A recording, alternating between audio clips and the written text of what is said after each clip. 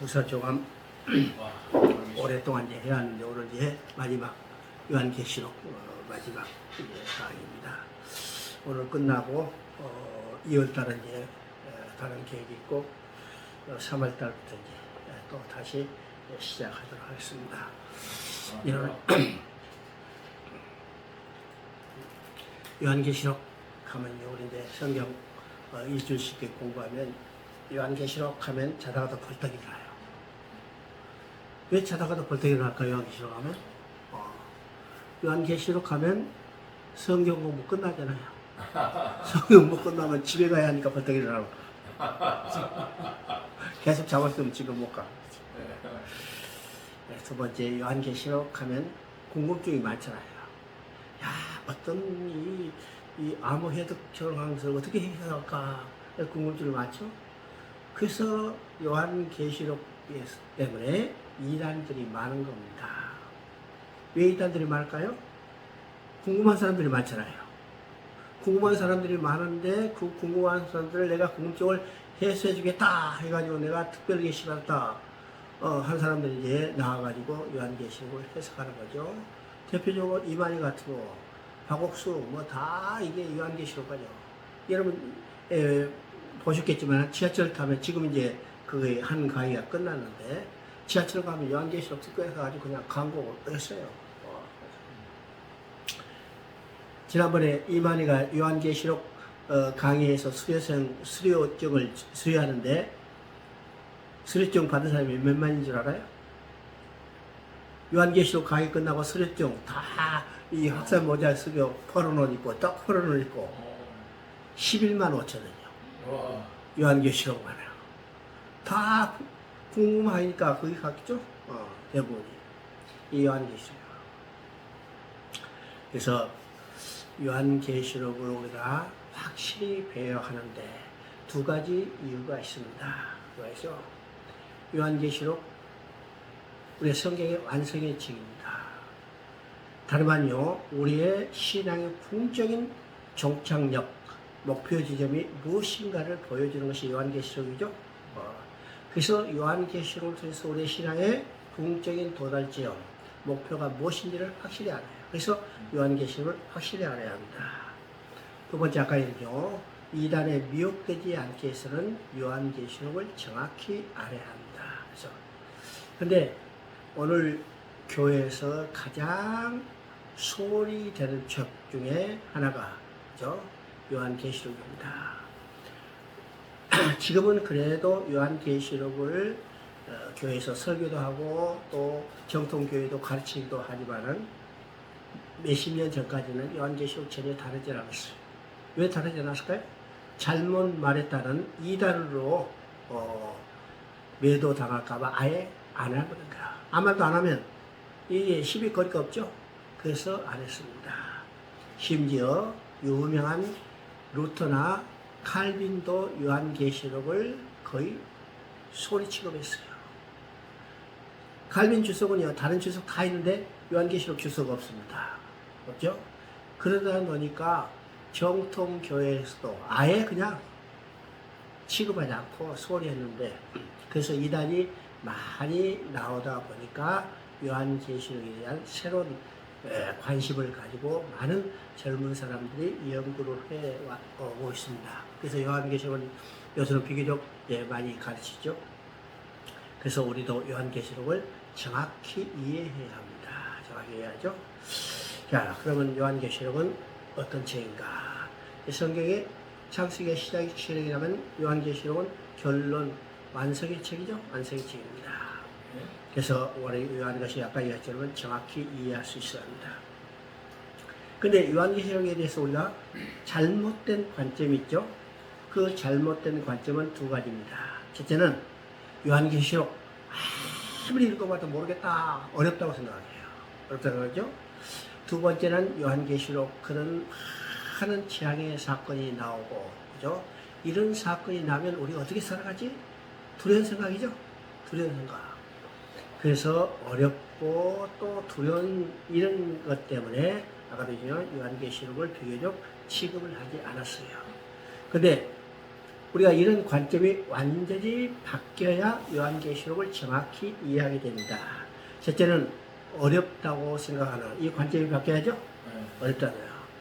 그러면 우리가 성경이 어떤 책인가? 성경은 아주 복잡하게 학문적으로 생각할 게 아니라 성경은 연애편지요. 하나님이 내게 주신 연애편지죠? 그러면 연애편지가 아무리 많다 하더라도 연애편지를 한마디로 요약하면 어떤 말이요? 내가 너를 사랑한다는 말이죠? 그러면 하나님이 내게 주신 연애편지이기 때문에 그 연애편지는 어떤 것일까? 하나님이 나를 사랑한다는 이야기입니다. 이게 요한계시록의 핵심이요. 성경 전체의 주입니다. 그러면 연애편지가 어려워요? 쉬워요? 연애편지가 재밌어요? 재미없어요? 재밌습니다. 쉽고 재밌어요. 연애편지 쉽고 재밌죠? 그래서 연애편지 받으면 어떻게 해요? 쫙 그냥 한숨에 읽어버리는 겁니다. 한 번만 읽어요? 찢어질 정도로 다 읽어죠. 그러니까 이 성에 대한 관점이 바뀌어야 합니다. 두 번째, 성경은 어떤 책인가? 성경은 양육일기입니다. 양육일기. 이사야 1장 2절에 말하죠. 내가 자식을 양육하였거늘 그들이 나를 거역하였도다. 이건 부모와 자식 간의 관계를 한마디로 정의하는 겁니다. 부모가 자식을 낳고 길러요. 왜요? 사랑하기 때문이죠. 근데 그 자식은 어떻게 해요? 반여가 거역하고 속썩이고 애먹이는 거죠. 이럽니다. 그러나 그 부모는 끝까지 자식을 버리지 않고 사랑하는 겁니다. 그죠?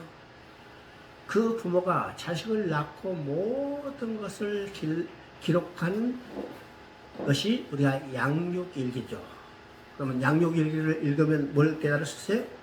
부모의 은혜와 사랑을 알 수가 있습니다. 그러면 성경은 하나님께서 나를 낳고 길렀던 모든 것을 기록한 양육일기라면 우리가 성경을 읽어서 무엇을 깨달아요? 하나님의 은혜를 아는 거예요. 하나님의 사랑의 깊이를 아는 거예요. 여러분, 양육일기가 어려워요? 쉬워요? 하나도 어렵지 않죠? 양육일기 있을 때 아들 몰라보라고 비밀 코드로 쓴 사람이 있어요? 없잖아요. 평이한 말로 그대로 일상적인 말로 썼습니다. 알아요? 양육일기를 통해서 우리의 은혜와 사랑을 깨닫듯이 바로 성경은 연애편지고 양육일기다. 그러면 계시록은 성경이에요? 성경이 아니에요? 성경이잖아요. 그럼 계시록도 연애편지고 계시록도 양육일기라는 사실입니다. 이 관점이 바뀌어야죠? 바뀌어야 합니다. 그래서 비밀 코드로 쓴 게 아니고 쉬운 말로 그대로 써 있다는 사실을 갈 때 우리가 요한계시록의 이런 관점이 바뀌면 요한계시록을 우리가 읽는 태도도 달라지죠. 받아들이는 우리의 마음도 달라집니다. 그래서 요한계시록은 어려운 책이 아니다. 두려운 책이 아니다. 미래를 예언하는 어떤 비밀 코드가 아니다. 요한계시록은 딱 한마디로 환난 중에 있는 교회와 성도들에게 그 환난을 견디고 승리하도록 위로하고 권면하는 겁니다. 그리고 하나님의 구원계획이 어떻게 성취되는 것을 그걸 확신을 주서 그들로 하여금 소망을 가지고 신앙생활을 하게 하는 목적이 바로 요한계시록이라는 사실을 우리가 알아야 합니다. 그래서 이런 전체적인 구조와 이 중심 주제가 무엇인지를 파악한다면 요한계시록이 결코 어려운 책이 아니죠.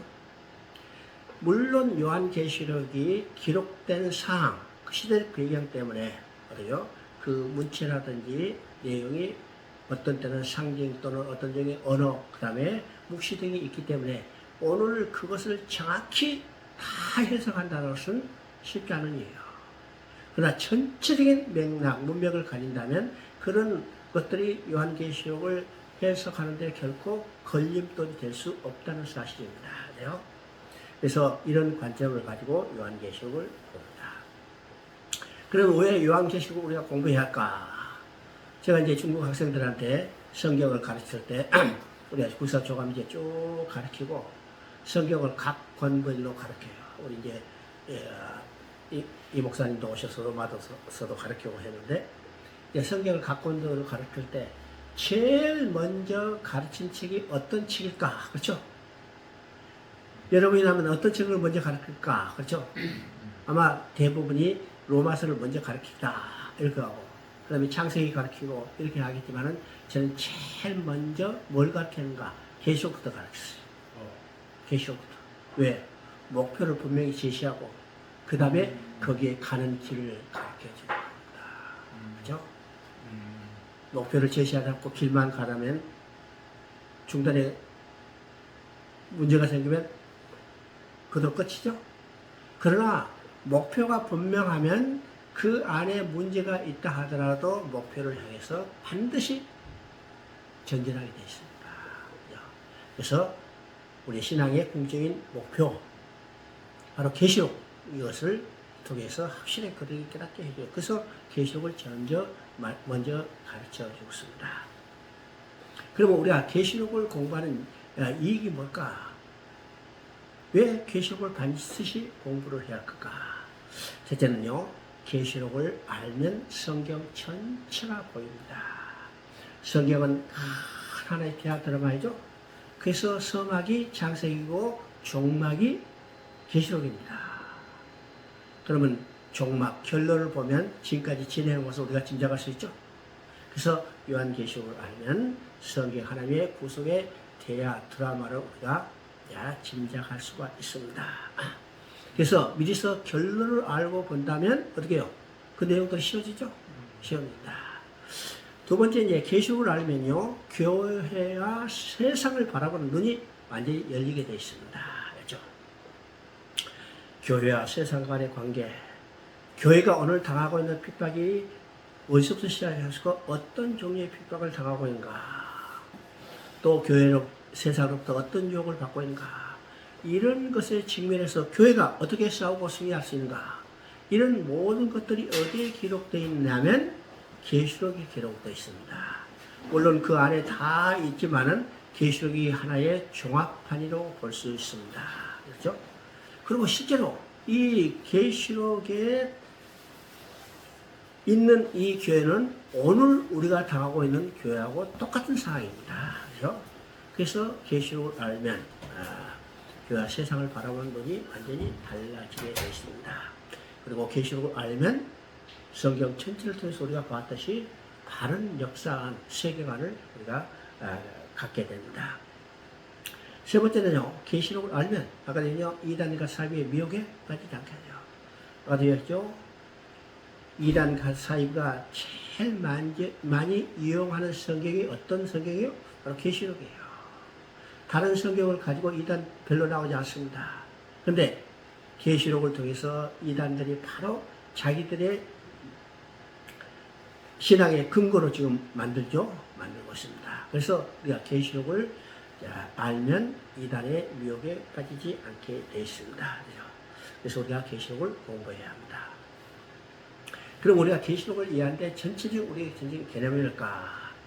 우리가 아까도 얘기했지만은요, 누가는 성경을 두 권을 썼죠? 누가는 성경을 두 권을 썼는데 하나는 누가복음이고 하나는 사도행전입니다.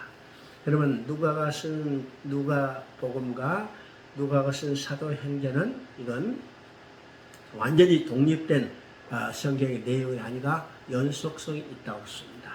그렇죠? 그래서 누가복음 1장의 서문과 사도행전의 처음의 서문이 거의 일치해요. 일치죠?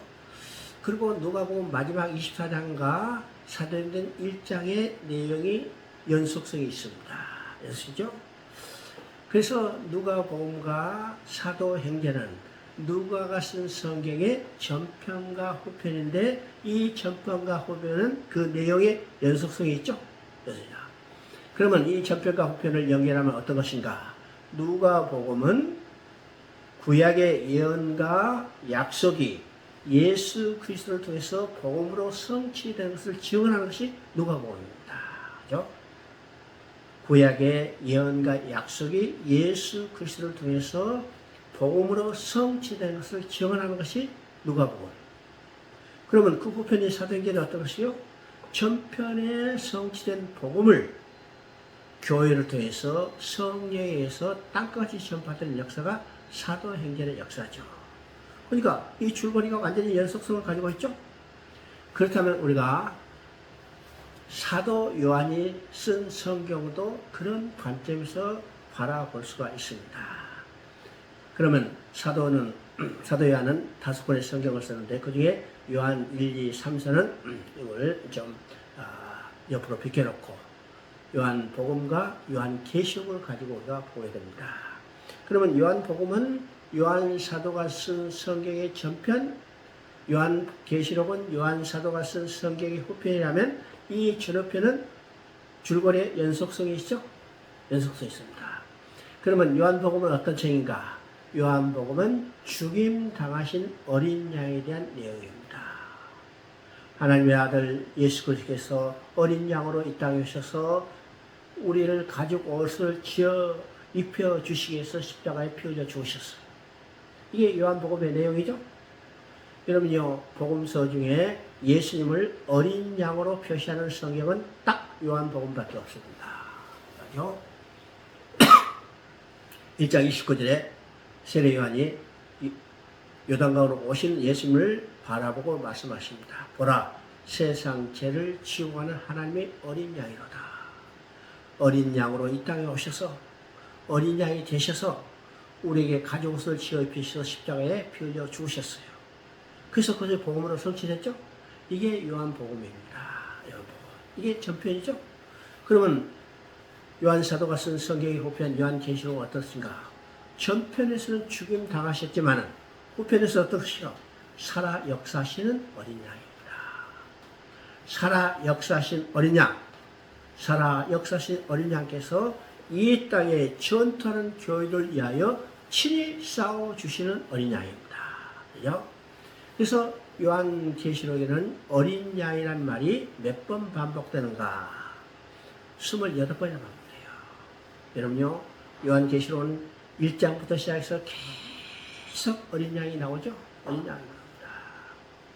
이 말은 전편에서 죽임당하셨지만은 죽임당한 어린 양이지만 후편에서는 살아 역사하신 어린 양. 그래서 1장 17절 18절을 보면 뭐라고 해요? 내가 살았노라. 전에는 죽었었노라. 죽었다가 살았노라. 내가 사망과 음부의 권세를 가졌나니. 이게 지금 계시록에서 교회에 찾아오신 주님의 모습입니다. 그죠? 그것이 후편에서는 전편은 죽으실 편, 후편은 살아 역사서 이 땅에 전투하는 교회를 위하여 싸워주시는 어린 양입니다. 이것이 전편과 후편이에요. 그럼 우리가 성경 전체 한번 구조를 한번 봅니다. 성경 전체의 구조는 3번의 이루심, 아니 4번의 이루심으로 볼 수가 있어요. 네. 그러면 우리가 이제 이미 한번 이야기했지만은 첫 번째 이루심은 어디에 있을까? 첫 번째 이루심은 창세기 2장 1절입니다. 창세기 2장 1절에 천지 만물을 다 이루시니라. 그죠? 이 첫 번째 이루심이요. 그러면 이것을 첫 창조라고 하는데 여기서 첫 번째 이루심의 속에 포함되는 개념이 어떤 것일까? 다른 말이요, 무엇을 이뤘었을까? 그 이루심의 개념 속에 4가지가 포함됩니다. 첫째는 하나님 나라예요. 두 번째는 성전을 건설한 겁니다.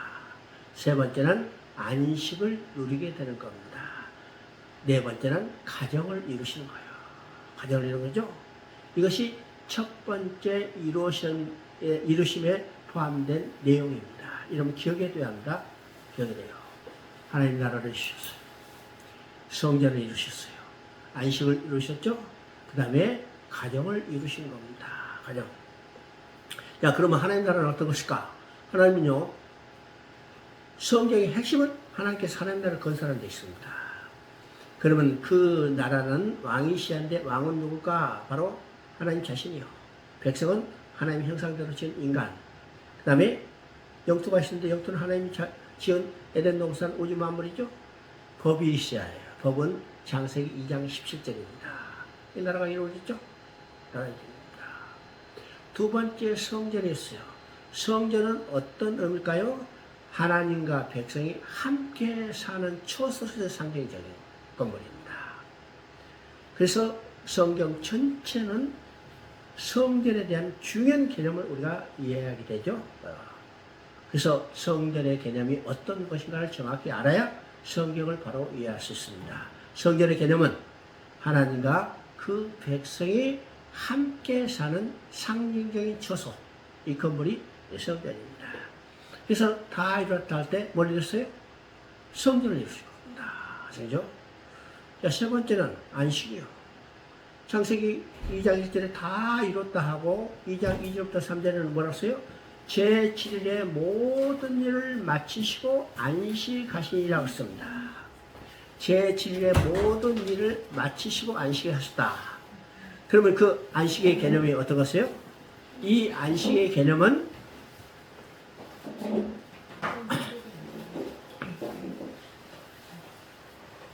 우리가 생각하는 것처럼 야 힘들게 일했으니까 이제는 육신적으로 좀 피곤함을 풀자 해가지고 푹 쉬는 그런 개념이 아니고 자기 형상대로 지은 인간과 함께 살면서 기쁨의 즐거움의 그의 영광을 드러내는 것, 이것이 안식입니다.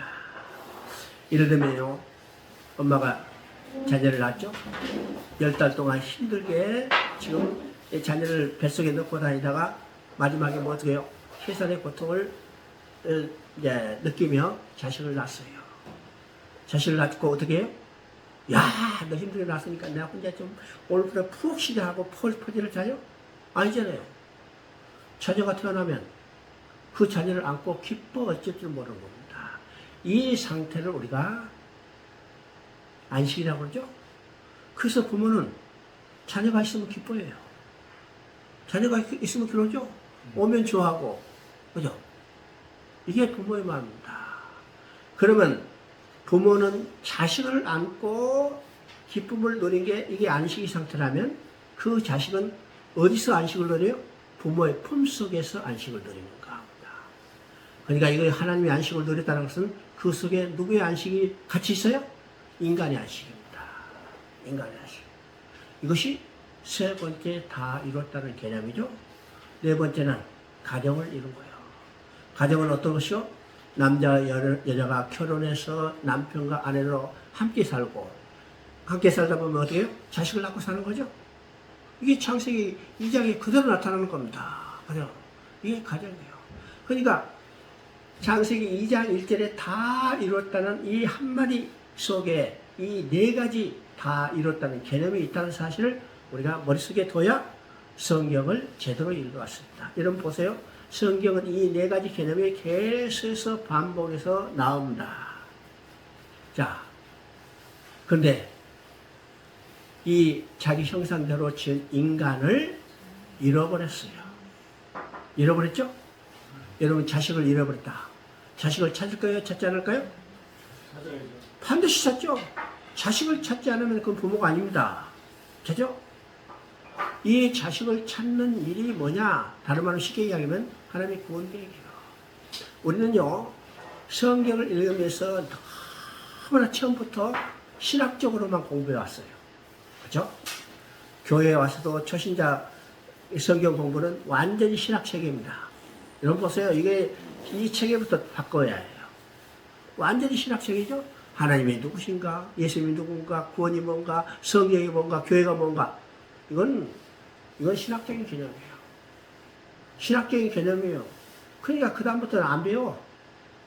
안 배웁니다. 이 교재부터 체계가 바뀌어야 합니다.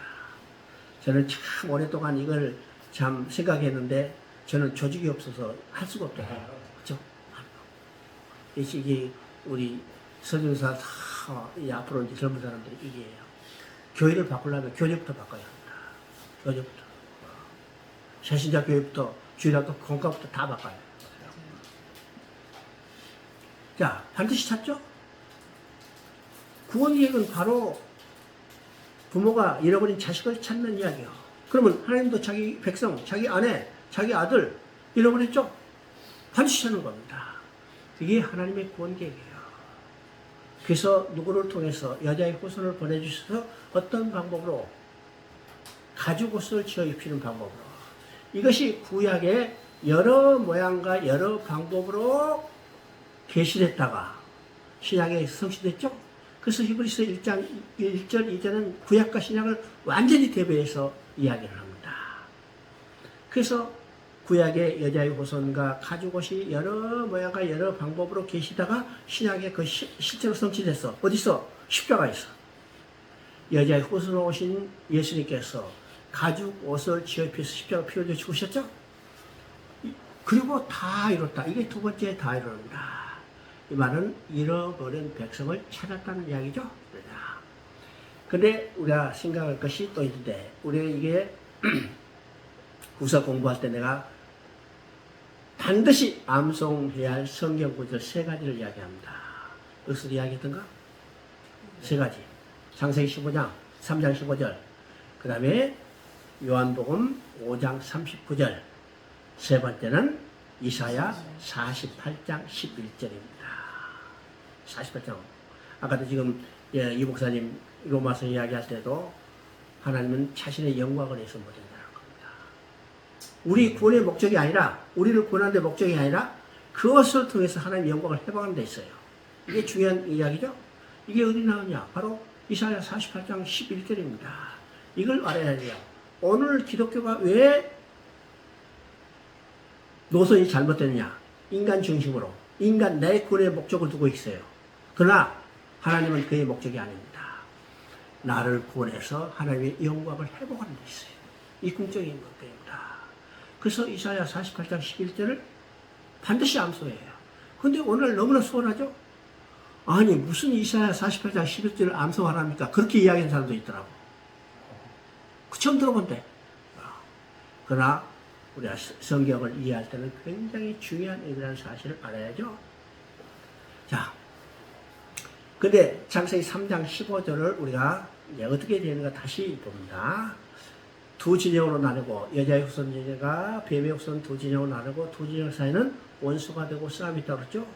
이 싸움에 들어가는 여자의 후손이 뱀의 머리를 상하게 할 것이다. 이 사건은 어디서 일어났어요? 십자가에 일어났습니다. 여자의 후손은 예수님께서 사단의 머리를 박살냈어요. 근데 창세기 3장 15절은 그걸로 끝이 안 났죠? 뱀의 후손, 내가 여자의 후손의 발꿈치를 상하게 할 것이다. 패배했지만 어떻게 해요? 마지막까지 대적에 올 것을 이미 계셨습니다. 그 상이 어느 상인가? 바로 오늘 구원받은 우리가 교회가 당하고 있는 상이에요. 그죠? 예수님도 말씀하시죠. 너희가 세상에서 환난을 당하라. 환난을 당할 것은 발꿈치를 상하게 된 아픔과 고통은 있을 것이나 담대라, 내가 세상을 이겼노라. 그죠? 그러면 여자의 후손의 발꿈치를 상하게 하는 이 세력도 완전히 진멸돼야죠. 언제 진멸될까? 바로 이제 이것이 계시록 16장 17절에 일곱 번째 대접을 썼을 때 뭐라고 했어요? 다 되었다고 했습니다. 다 되었다. 이것은 여자의 후손의 발꿈치를 상하게 하는 사단의 잔당도 완전히 진멸됐다는 겁니다. 진멸됐죠? 그리고 마지막으로 다 되었다는 말이 나옵니다. 그 다 되었다는 것이 어디 나는가? 계시록 21장 6절이죠? 계시록 21장 6절. 여러분 성경 한번 찾아봅니다. 계시록을 21장 1절부터 7절까지 한번 같이 쭉 있습니다. 우리가 길지만은 21장 1절부터 7절. 또 내가 새 하늘과 새 땅을 보니 처음 하늘과 처음 땅이 없어졌고 바다도 다시 있지 않더라. 또 내가 보니 거룩한 새 땅이 하늘로부터 하늘에서 내려오니 그 준비한 것이 신부가 남편을 위하여 단장한 것 같더라. 또 내가 보니 보좌에서 큰 음성이 나서 이르되 보라, 하나님의 장막이 사람들과 함께 있으며 하나님이 그들과 함께 계시니 그들은 하나님의 백성이 되고 하나님은 친히 그들과 함께 계셔서 모든 눈물을 그 눈에서 닦아주시니 다시는 사망이 없고 애도는 것이나 고가는 것이나 아픈 것이 다시 있지 아니하리라. 처음 것들이 다 지나갔음이라. 보좌에 있는 시녀가 이르시되 내가 마음으로 새롭게 하노라 하시고 이르시되 이 말은 신실하고 참되니 기록하라 하시고 또 내게 말씀하시되 이로도다 나는 알파 오메가요 처음과 마지막이라 내가 생명수 샘물을 목마른 자에게 값없이 주리니 이기는 자는 이것들을 상속으로 받으리라. 나는 그의 하나님이 되고 나는 그 아들이 되리라. 계시록은 이제 성경의 결론이라고 그러죠. 이 결론 중에 결론이 바로 여기에 7절입니다. 7절이죠. 장세 때 시작하시고 다 이뤘다. 그래서 알파 오메가의 처음에 마지막으로 그러죠. 그것은 무엇을 다 이뤘었는가.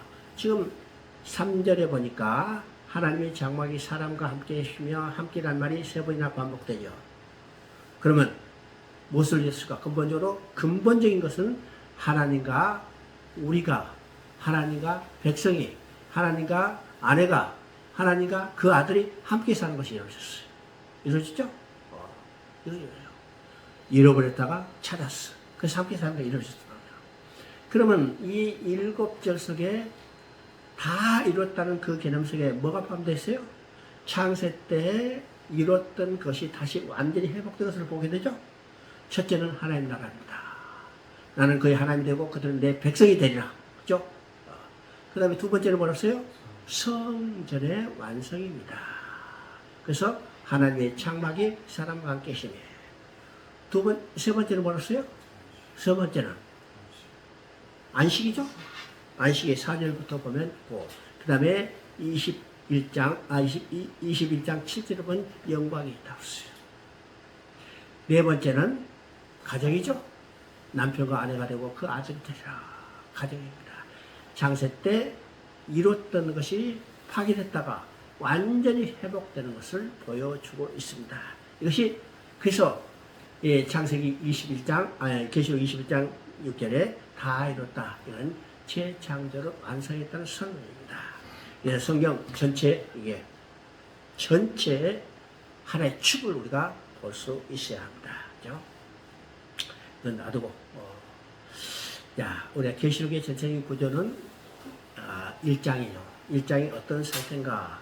1장은 지금 발꿈치를 상하게 되는 아픔을 당하고 있는 상황이죠. 뭐가? 오늘 우리가 구원받은 우리와 또 우리가 속한 공동체의 교회가 지금 이런 상황입니다. 그 교회에 누가 찾았어요? 주님이 찾아오신 모습이죠. 이 주님이 찾아온 모습은 전투하는 교회를 위하여 싸워주시는 최고의 사령관의 모습으로 나타납니다. 그리고 이제 2장 3장은 이 땅에 전투하는 교회를 대표하는 7교회를 모아놨죠. 그리고 최고 사령관 되시는 주님께서 보이시는 내용이죠. 그리고 이제 4장부터 20장까지는 이 땅에 전투하는 교회는 어떤 거요? 전투하는 교회는 목적이 뭐냐? 전쟁에서 이겨야죠. 그래서 이기라고 하고 그러면 이기는데 조건이죠. 적을 알아야 이길 수 있습니다. 또 어떤 전술로 싸워야 할 건가? 이거죠. 그래서 적이 누군가, 어떤 전술로 싸울 건가, 어떤 방법으로 싸울 건가, 그것을 말씀하신 것이 4장부터 20장까지입니다. 그리고 21장, 22장은 계시록의 결론일 뿐 아니라 성경 전체 결론입니다. 하나님의 계획과 목적대로 완성됐다는 것을 선언하는 거예요. 그래서 창조 때 이뤘던 이 모든 것이 완전히 회복되는 것을 그대로 보여주고 있는 것이 21장, 22장입니다. 자, 이 개간 도표를 보시죠. 이 개간 도표는 여러분이 어떤 계시록을 봐도 이 도표는 없을 겁니다. 근데 이 도표를 자, 이 계시록 전체가 이제 한눈에 볼 수 있는데 우리가 계시록이 22장이라면 크게 세 부분으로 나눕니다. 그러면 세 부분은 1장부터 5장까지요. 첫째는 그 다음에 두 번째 부분은 6장부터 20장까지입니다. 그리고 세 번째 부분은 21장, 22장이죠. 그러면 1장부터 5장까지는 도입부입니다. 이것을 서론적 환상으로 보여주는 거죠. 근데 이 서른교 관상교는 세 부분으로 나눕니다. 첫째는 아까 1장은 지금 이 교회가 당한 상이 어떤 것인가. 그게 이 땅의 교회는 전투하는 교회죠. 전투하는 교회를 위해서 싸우시는 최고의 사람만으로 예수님이 찾아오셨어요. 그리고 2장, 3장에는 전투하는 교회를 대표하는 7교회를 모아놓고 최고의 사랑관 대신 예수님이 훈시하신 내용이죠. 그리고 4장, 5장은 이 땅에 전투하는 교회에 상하는 하나님의 승리한 교회의 모습을 보여주는 겁니다. 이게 천상의 교회의 모습이죠. 그러면 이 땅에 전투하는 교회와 하늘에 승리하는 교회는 완전히 시간적으로 별도의 시간에 존재하느냐? 아니요, 동시에 존재해요. 이 땅에 전투하는 교회는 동시에 어디에 존재해요? 하늘에 승리하는 교회예요. 우리가 지금 구원받았죠? 육신을 입고 이 땅에 있지만 우리는 지금 시체는 어디 있어요? 시체는 어디 있어? 그리스도와 함께 하나님 우편에 있잖아요. 그리스도와 함께 하나. 여러분 성경 한번 찾아봐요. 에베소서 2장 6절은 아주 확실하게 이야기합니다. 그리스도와 함께 하나님 우편에 있습니다. 그러면 이 땅에 전투하는 교회도 실체는 어디 있어요? 하늘에 승리하는 교회로 존재하는 겁니다. 이것을 보여주는 거예요. 그 다음에 이제 6장부터 20장까지는 우리가 말하는 세 축이 있죠. 세 축이. 여기서 세 축을 이야기합니다. 그러면 이 세 축은 어떤 축일까? 첫째는 7인의 축이죠. 두 번째는 7 나팔의 축입니다. 세 번째는 7 대접의 축이죠. 이 본론 부분에는 세 축이 있습니다. 그러면 이 세 축을 어떻게 해석하느냐에 따라서 계시록을 해석하는 방향이 완전히 달라집니다. 지금까지 계시록을 해석할 때는 이 세 축을 연속적인 것으로 봤어요. 그죠? 연속적인 거. 7인이 나고 그 다음에 7번이 끝난 다음에 또 7 나팔이 나고 7 나팔이 끝난 다음에 7 대접 이렇게 연속적으로 봤죠. 이 연속적으로 보고 자, 여기서 이제 역사적 견해라고 하죠. 그래서 여기서 대표적인 것은 세대주의자들입니다. 그래서 연속적으로 보니까 어떤 현상이 나타나요? 7인 첫 번째 인이 언제 일어나냐, 이것이 역사적인 어떤 사건가를 보면 그 다음에 두 번째 인의 사건은 언제 사건이고, 이게 계산하다 보니까 7 나팔은 언제 일어날 것이다. 그래서 거꾸로 어떻게 해서요? 시한부 종말론이 나타난 겁니다. 시한부 종말론이 나타난 거죠. 이게 지금까지 한국교회에 굉장히 영향력을 미쳤던 거예요. 근데 아주 간단한 이야기는요. 아마 이런 개수로 계산해서 그 사람들이 역사적인 사건이 언제 일어날 것이라고 했다면 그 사람들이 계산한 것 중에 수십 건 중에 한 사람은 맞았을 거죠. 그렇죠? 근데 한 번도 맞지 않았죠. 예수님 왔어요? 안 왔어요? 안 왔잖아요. 안 왔다면 그 사람들 계산이 전혀 맞지 않았다는 거죠. 다른 말은요, 그렇게 우리가 볼 관점이 아니라는 겁니다. 그렇죠? 그러면 이 세 축은 연속적인 게 아니라 중복되어 있어요. 중복되어 있어요. 그러면 그 의미가 뭘까요? 인을 볼 때는 전체적인 하나님의 프로그램을 보여주고, 두 번째 나팔은 그것에 대한 경고의 나팔이 보여줍니다. 세 번째는 뭐죠? 하나님이 실제로 그것을 실행하는 거죠. 실행하죠? 그러니까 이건 연속된 게 아니라 중복됐어요. 이 관점을 가질 때 우리가 계시록을 올바로 이해할 수 있습니다. 그래서 6장은 이제 설명하면 여러분이 이해가 돼요. 6장은 이제 7인이죠. 그러면 6장에 이건 소위 말해서 재앙이요. 재앙인데. 우리가 재앙의 목적이 무엇인가를 먼저 알아야 합니다. 재앙. 그러면 7인, 7 나팔, 7 대접에 이 나타난 재앙의 성격은 유사합니다. 각각 다른 것 같지만 실제로 유사하죠? 유사해. 여러분 보세요. 거기 나오는 재앙들, 뭐 기근도 있고 전염병도 있고 전쟁도 있고 나오죠? 어떤 사람이 생각할 때, 야, 7년 한란 때 일어난다, 이렇게 이야기하죠? 오늘 많은 사람이 7년 한란이라는데, 이러면 7년 한란 성경에 있어요, 없어요? 네? 하도 많이 들어가지고 있는 것처럼 말이에요. 7년 한란이라는 성경에 없습니다. 이게 다니엘서에 나오는 한 일에, 그러니까 7일, 한 일을 가지고 세리지자들이 그걸 계산해서 앞으로 7년 한란이 나타날 것이다 이렇게 해야죠. 만약 7년 한란이 나타날 지향이라면 초대교회 성도들은 아무런 상관이 없는 일이요. 초대교회 성도들은 아무 상관이요. 오늘 나도 죽어버리면 그 상관이 없어.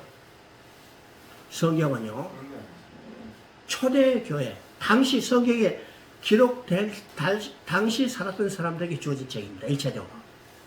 1차적으로죠. 그럼 그 사람들이 지금 당하고 있는 재앙이요. 그 사람들이 현재 당하고 있는 재앙이요. 그것을 통해서 하나님의 여기 일을 말씀하는 것을 우리가 기억해야 합니다. 그죠? 그럼 이제 일곱인의 축이 나오죠. 일곱인의 축. 자, 일곱인의 축 중에 여섯 번째 인을 봅니다. 여섯 번째 인을 보면 어떤 상이요? 이건 우주적 재앙이죠. 하늘이 두루마리 같이 말리고 각 섬도 바다 여기 산도 없어지더라. 그러면 이 여섯 번째 재앙은 언제하고 똑같느냐? 여러분요, 일곱 대접을 쏟을 때하고 같아요. 여러분 성경 한번 봅니다. 16장 17절.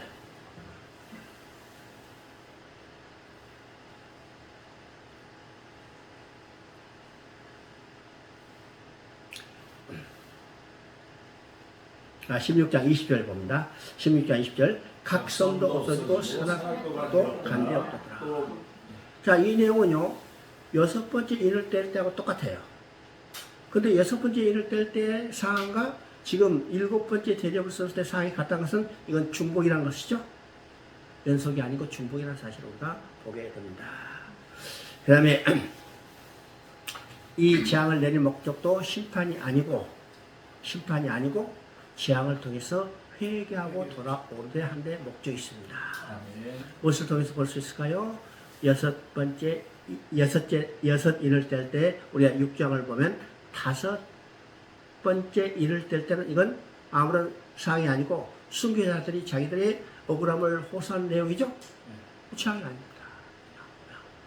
자, 하여튼 여섯 번째 인을 뗄 때 우주적 재앙이 나타났어요.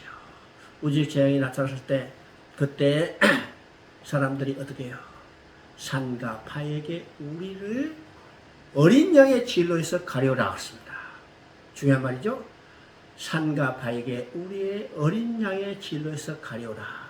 여기서 가려라는 말은 반대로 얘기하면 어떤 생각이요?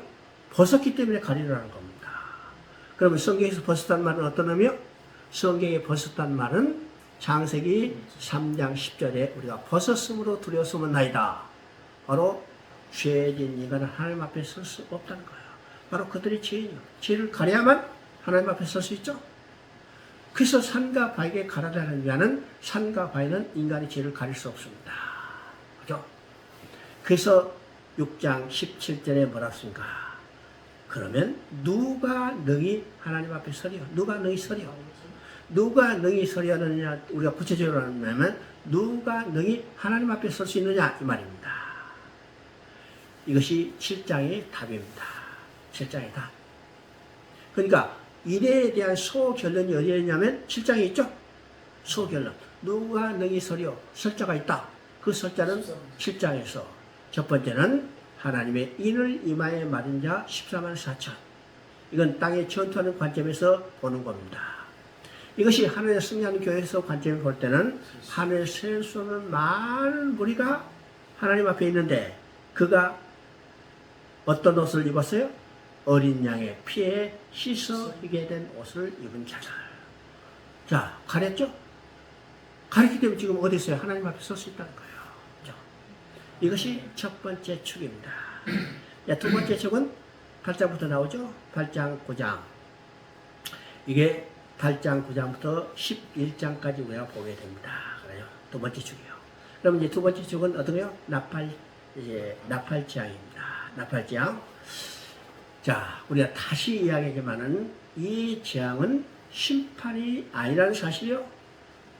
심판이 아니고 뭘까? 회개하고 돌아오는 것입니다. 우리 아모스서를 한번 찾아봐요.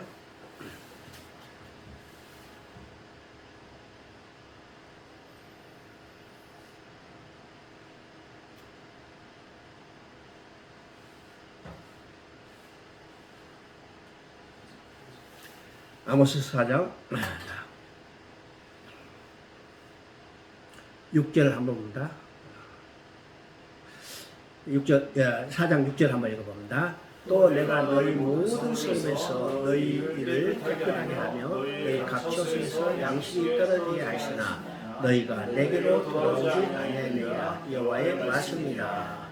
그러면 지금 아모스 4장에는요 재앙이 몇 번 나오냐면 5번 나옵니다. 그죠? 재앙을 내린 목적이 뭘까? 이게 이제 말이 나오죠. 내게로 돌아오지 아니하느냐. 양식을 떨어지나 기근을 보내는데도 내게 돌아오지 않느냐. 그럼 기근을 내게 한 목적이 뭘까냐? 그들을 기근을 통해서 회개하고 돌아오게 하시는 것이었는데 기근을 보내도 회개하지 돌아오지 않았다는 거예요. 그래서 또 다른 재앙을 내리고 또 다른 재앙을 내리고 했는데도 돌아오지 않았다는 거예요. 그러면 계시록에서 이 재앙의 목적은 뭘까요? 회개하고 돌아오게 하는데 목적이 있다는 겁니다. 목적이죠? 그래서 이제 두 번째 나팔의 이 나팔 재앙은 첫 번째 완전히 이게 전체적인 그 조감을 보여주고 그 다음에 실제로 실행해야 한다는 것을 경고의 나팔이 불려주는 겁니다. 그래서 8장에서 나팔, 7나팔 중에 4개의 나팔이 나옵니다. 이것도 재앙이죠? 이내 재앙과 그 재앙의 내용은 유사해요. 좀 강도만 달라 보이지? 그리고 8장 13절에 독수리가 날아가면서 새 화를 이야기합니다. 화. 그죠? 그래서 9장에서는 이 새 화 중에 2개 화를 이야기하죠? 5번째 나팔이 불릴 때 첫 번째 화가 나오는데 이건 황추의 재앙입니다. 여러분요, 메뚜기 재앙이 얼마나 무서운가. 성경에는 메뚜기 재앙에서 여러 번 이야기합니다. 언제부터 시작했어요? 출애굽 때부터 시작해서 여러분이 요엘서도 메뚜기 재앙 나오죠. 아모스서에도 메뚜기 재앙이 나오죠. 지금 요 계시록까지 메뚜기 재앙이 나옵니다. 참 중요해요. 메뚜기 재앙. 그 다음에 두 번째 화, 6번째 나팔이 불릴 때는 어떻게 해요? 2만만의 마병대 재앙입니다. 근데 여기서 중요한 것이 있습니다. 마병대 재앙을 내렸는데도 목적이 뭔가? 그들이 회개하고 돌아오는데 목적이 있어요.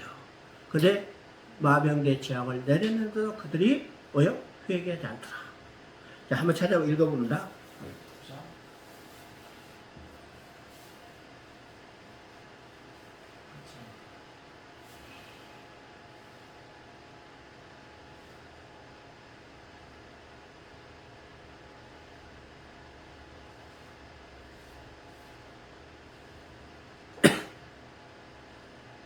(9장) 20절 21절 한번 읽어봅니다.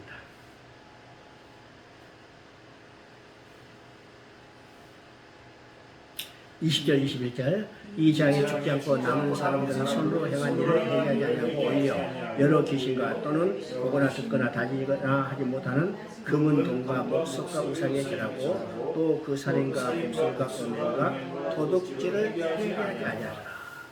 여기 두 번이나 회개하지 않다는 말이 반복해서 나오죠? 그러면 이 재앙을 내릴 목적은 뭐예요? 그들이 회개하고 돌아오게 하는 데 있습니다. 오늘도 똑같죠? 오늘도 똑같아요. 전적 있죠?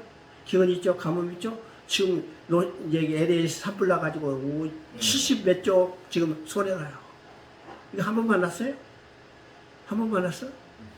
세계 곳곳에 나타나잖아요. 왜 재앙이 나? 회개하고 돌아오게 하는 데였어요. 그죠? 회개하고 돌아오는데. 근데 회개하고 돌아왔을까요? 회개하고 돌아오지 않았어. 이 말은요, 재앙으로는 회개하고 돌아오게 할 수 없다는 겁니다. 재앙으로는 회개하고 돌아올 수 없죠? 없어. 그래서 어떻게냐? 회개하고 돌아올 수 있는 유일한 길은 복음을 전해주는 겁니다. 복음을 전해줘. 그래서 10장과 11장은 복음을 전하는 거죠. 복음을 전해준 결과가 어떻게 되는가? 하나님 나라가 이루어진 거예요. 이것이 11장 15절입니다. 11장 15절이면요. 세상 나라가 주 하나님과 예수 그리스도의 나라가 됩니다. 이것이요. 네, 두 번째 축에 대한 결론입니다. 그리고 이제 13장부터 15장까지는 이 땅의 교회가 하고 있는 전쟁의 양상이 어떤 것인가를 보여주는 겁니다. 그래서 12장, 13장은 우리가 싸워야 할 대적이 누군가? 바로 삼도체제를 이야기하죠. 그리고 어떤 전술로 싸울 건가? 자, 이 전술에 대해서 이야기합니다. 그러면 이 싸움의 결과가 어떻게 끝났는가? 이겼다는 거예요. 이것이 14장입니다. 이 영적전에서 승리했다. 승리한 자가 어디 있어요? 14만 4천이 시온산에 어린 양과 함께 서 있는데 그 14만 4천은 누구냐? 어린 양이 어디로 가든지 따르는 자들이라. 그러면 여기 14만 4천은 어디하고 같아요? 7장에서 하나님의 임하를 받는 자. 그런데 14장에서는 하나님의 임하가 아니라 하나님과 어린 양의 인을 받은 자. 그죠? 바로 쉽게 말하면요. 예수 믿는 자는 어디서 있어요? 예수 믿는 자는 시온산에 서 있는 겁니다. 아시죠? 자, 그리고 이제 16장은 세 번째 축이죠. 세 번째 축은 이건 재앙의 성격보다도 심판의 성격입니다. 돌아오지 않으면 어떻게 해요? 심판받는 거죠. 심판의 성격입니다. 그래서 이게 대접이 쏟아지는데 이 대접을 내리실 때도 대접 심판을 내리실 때도 하나님은 끝까지 어디가 회개하고 돌아오기를 원하시는 하나님의 마음이 있다는 사실을 우리가 보게 됩니다. 그러니까 우리가 성경 전체를 보면요. 하나님은 심판의 목적이 있는 게 아니라 끝까지 참으시면서 회개하고 돌아오기를 원하시는 하나님의 마음. 누가 진멸받아요? 회개하고 돌아오지 않는 사람들이 진멸받는 겁니다. 자, 그래서 16장 17절에 회개하고 돌아오지 않은 그들에게 마지막으로 7번째 대접을 쏟으시고 거기에 뭐라고 써요? 되었다. 여자의 후손의 발꿈치를 상하게 하는 이 모든 세력이 완전히 진멸했죠. 그 세력은 곧 큰 용과 짐승의 짐과 거짓 선자입니다. 이 큰 용과 짐승과 거짓 선자가 어디로 들어가냐? 유황불못에 타는 곳에 들어가게 되죠. 그리고 이제 17장부터 20장까지는 16장에 그죠? 6번째 대접과 7번째 대접이 일어날 때 이 상을 구체적으로 확대해서 설명합니다. 우리 이제 창세기 1장과 2장에 보면 창조가 두 번이 아니라 같은 창조를 관점을 달리해서 설명하죠. 1장은 아주 큰 틀에서 이야기하고 2장은 인간을 중심으로 창조한 것을 세부적으로 이야기합니다. 그러니까 다른 창조가 아니라 똑같은 창조를 이해요. 마찬가지로 여기에 계시록도 16장 12절부터 17절까지 6번째 대접과 7번째 대접을 쏟아낼 때, 자, 하나님의 백성을 괴롭히고 하나님을 대적했던 이 세력들이 다 진멸되는 것을 17장부터 20장 사이에서 이것을 확대해서 설명할 것입니다. 그렇죠? 그리고 결론이 나옵니다. 결론은 어떠해요? 사단의 세력은 완전히 진멸됐기 때문에 하나님 나라가 회복되는 것을 선언한 겁니다. 그래서 계시록 21장, 22장은 계시록의 대결론일 뿐만 아니라 성경 전체 총결론입니다. 그러죠. 자, 이것이 우리가 이제 계속 전체의 틀이죠. 계속 전체의 틀. 여러분 이것을 기억해 두시기 바랍니다. 그러면 우리 계시록이 누구에게 보내진 편지인가? 뭐죠? 계시록이 누구에게 보낸 편지인가? 이 땅에 환난을 당한 교회입니다. 교회죠? 자, 우리가 잘 알지 계시록에 쓰여진 상황은요, 지금 도미탄 황제의 그냥 핍박이 일어날 때 얼마나 심한가. 결국 이 교회의 최고 지도자가 된 요한도 어디가 붙잡혀서 저 반모라 사람에게서 유배당하고 있는 상황입니다. 그때 하나님께서 요한에게 계시를 보여주고 그것을 기록해서 저 밖에 있는 핍박받고 있는 성도들에게 보내라는 편지가 바로 계시록입니다. 계시록이죠. 그래서 이 계시록을 쓸 당시 교회 상이 어떤 것인가를 말하고 있습니다. 자, 1장 9절에 나오죠. 나 요한은 너희 형제 예수의 환난과 나라와 참회에 동참하는 자라. 하나님의 말씀과 예수의 증언으로 말미암아 반보라는 섬에 있었더니. 그러면 이 땅에 존재하는 교회가 언제부터 언제까지 존재하는 것을 한번 생각해 봐야죠. 이 땅에 교회가 언제부터 언제까지 존재할까? 요한복음 19장 30절이 다 이렇다 하세요. 근데 실제로는 언젠가 예수님이 십자가에 죽으시고 부활하셨죠? 예, 사도행전의 역사를 봅니다. 죽으시고 부활하셨다가 사도행전 1장 3절에 40일 동안 제자들과 함께 있으면서 하나님 나라 일에 대해서 말씀하셨어요. 다른 말은요, 성경을 가르쳤어요. 그리고 예수님이 말씀하십니다. 떠나지 말고 아버지께서 약속한 것이 임할 때까지 기다리라. 그죠? 자, 그 약속한 것이 임하는 것은 약속은 뭐냐? 성령이죠. 그래서 성령이 오면 너희가 권능을 받고 예루살렘과 유다와 사마리아 땅까지는 내 증인이 되라. 그죠?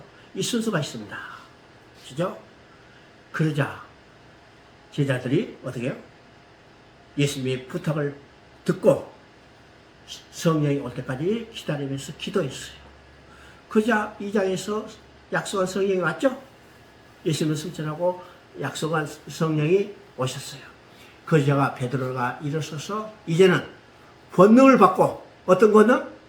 성령을 깨닫고 가르칠 수 있는 권능을 받고 다음날에 일어서서 성경을 들어서 복음을 증거하는 겁니다. 자, 베드로의 설교를 듣고 백성들이 그래요? 가슴을 치며 통곡하는 거야. 형제, 우리가 어찌할까? 그때 베드로가 회개하고 세례를 받으라. 그래서 세례를 받은 사람이 몇 명이요? 3,000명이 되더라. 이게 교회가 된 겁니다. 그리고 이 교회를 통해서 복음이 전파되는 거죠. 그러면 교회는 언제 생겼어요? 그때 생겼잖아요.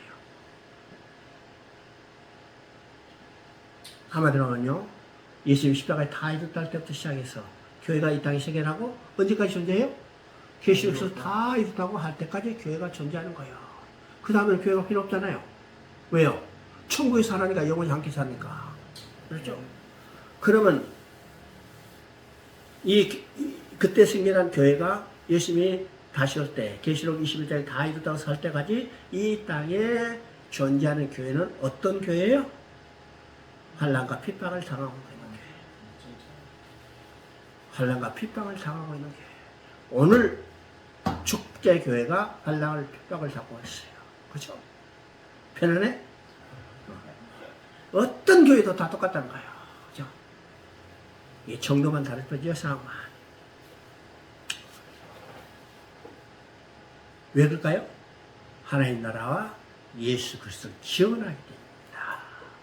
하나님 나라와 예수 그리스도를 지원하기 때문에, 하나님 나라와 예수 그리스도를 지원하지 않는다면 환난과 핍박을 당할 일이 없죠. 그럼 다른 말로 말하면 하나님 나라와 예수 그리스도를 지원하면 반드시 핍박이 있는데, 교회가 핍박이 없다면 어떻게 해요? 하나님 나라 예수 그리스도를 지원하지 않는다는 거예요.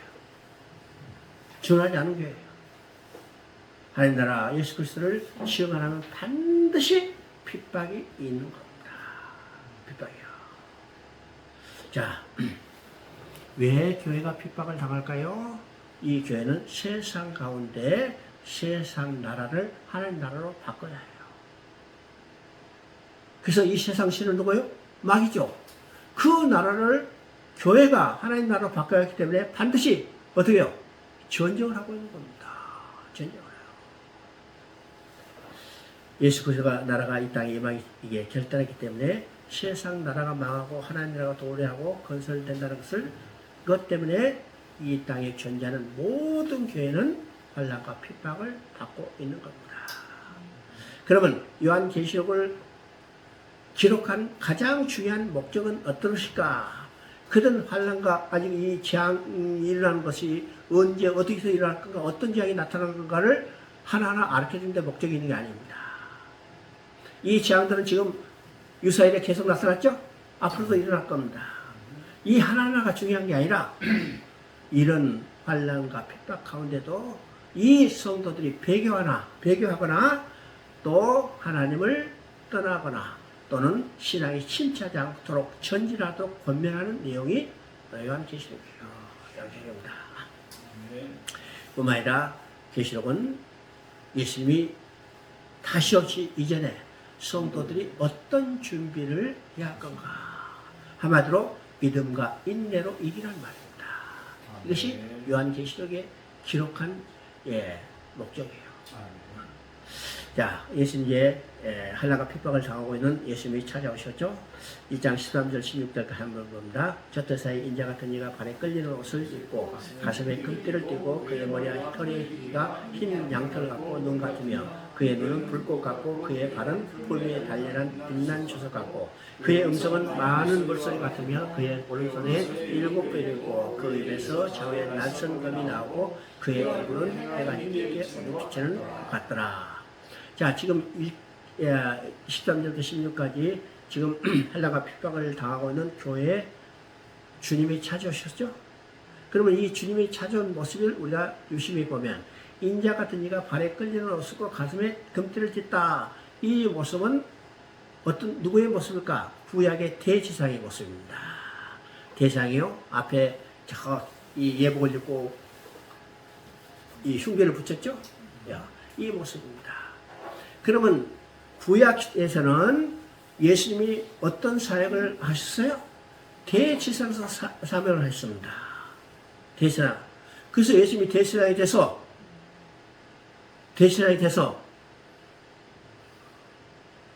제사를 완성했죠?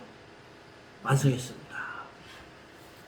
십자가에서 피 흘려 죽어서 우리의 대지상에서 사명을 완성하자. 다 있도록 서자. 그게 시성소로 들어가는 시장이 열리고 시성소로 들어가는 새로운 살 길이 열렸습니다. 이게 대지상 사역으로서 완성한 겁니다. 그러죠? 자, 그러자 교회가 생겨났죠? 그럼 교회는 어떤 교회예요?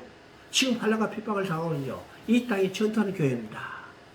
이 땅에 전투하는 교회를 위해서 싸워주시는 주님으로 이제는 오시기 때문에 어떻게 했어요? 자, 15절 16절에 하죠. 그 눈은 불 것 같고 그 발은 풀매에 달려있는 빛난 주석 같고 그 밑에 보면 그의 입에 자유의 날선 검이 나오고 이건 구약의 대지상 모습이 아니라 어떻게 해요? 군인의 모습, 곧 전투하는 교회를 위하여 싸우시는 사령관의 모습으로 나오죠. 그리고 이제 17절 18절입니다. 내가 볼 때 그의 발 앞에 엎드려 죽은 자 같으매 그가 오른손으로 내게 얹어 이르시되 두려워 말라. 난 처음이요 마지막이 살아있는 자라. 내가 전에 죽었었노라. 볼지라 이제 세세도록 살아있어 사망과 음부의 권세를 가져나니. 여기 지금 이야기죠. 살아있는 자라. 내가 전에 죽었었노라. 언제? 요한복음에서 죽으셨어요. 그렇죠? 근데 어떻게 세요? 내가 살아있어. 누가 승리했어요? 죽었다가 살아난 분이 승리했죠? 그가 사마가 음부의 권세를 가려니 우주의 모든 권세를 다 가지시고 있는 거예요. 그분이 이 땅에 전투하는 교회를 위하여 싸우시는 최고의 상관으로 오셨어요. 자, 사도 요한이 그걸 볼 때 놀랬죠? 그게 엎드리는데 주님이 이 사도 요한에게 어떻게 해요? 오른손을 내게 얹고, 오른손은 어떤 손이요? 권능의 손입니다. 오른손을 얹고 하시는 말씀이 두려워하지 말라.